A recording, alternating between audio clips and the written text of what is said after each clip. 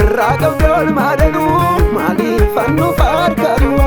yooniin dubbanne afaan kootiin jireenyi kolmaa keenya sinnaa dadhabee marfiin du'aa dhuftee balbalatti dhufte Yesuus koo gatii oolmaa kee simfaarsaan afaan koo guute simfaarsaan afaan koo guute simfaarsaan afaan koo guute simfaarsaan afaan koo guute simfaarsaan afaan koo guute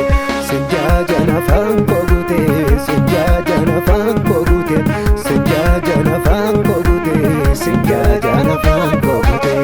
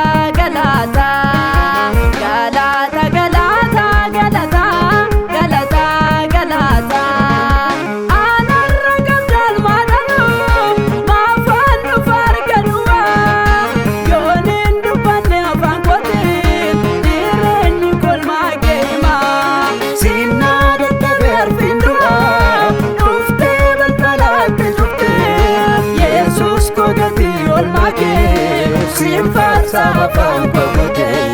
sinnaa dadhabee arfiin du'aa dhuftee balbalatti dhufte Yesuus koo gatii oolmaa kee simfaarsaan afaan koo